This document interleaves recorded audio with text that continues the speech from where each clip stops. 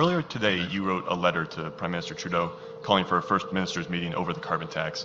You've been very vocal in your opposition to the federal carbon tax. Yes. And I'm just wondering where that outrage comes from, considering your government's decision to get rid of cap and trade in 2018 effectively signed Ontario up for the federal backstop.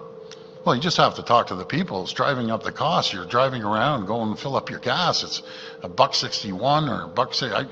Thunder Bay was at almost $1.70. It drives up the cost of absolutely everything. Drives up the cost of groceries. Drives up the cost of picking up your child from daycare, for example. Driving home, and we're trying to fight inflation, and we're trying to convince the Bank of Canada to lower the rate. Which they haven't, and all of a sudden you have the federal government jacking up inflation through the carbon tax. It's unacceptable. It really is. And they're taking more money in than they're giving back. This is a no-brainer.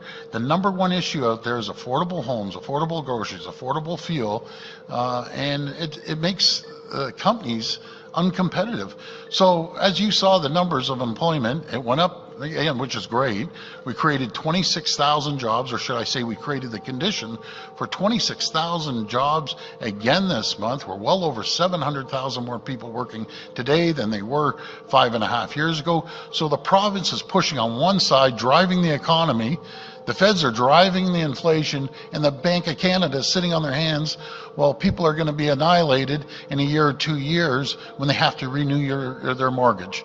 So they need to get their act together, lower the cost of everything across the board, and it just goes to show you that in other jurisdictions that don't have the carbon tax, the inflation rate is down. So this is a no-brainer. I just can't understand where they're going. They're hurting people, bottom line, and we need to be there to support people, not hurt them. But you have the option to introduce an alternative system. The only reason we're susceptible to that increase to the federal carbon tax is because you scrapped cap and trade. If you go across the river to Quebec, it's a non-issue there because they have that system in place. Are you considering bringing forward an alternative? Hold on, they should get rid of this, totally. The carbon tax drives up the cost of everything, makes our companies uncompetitive, drives up the cost of food and fuel, and everything moves by transportation. Why do we need it? See, we take a different philosophy here in Ontario, and our government takes a different philosophy. You want to reduce emissions? I agree 1,000%. You want to do everything to the environment? I agree. But you don't have to go to one extreme or the other extreme.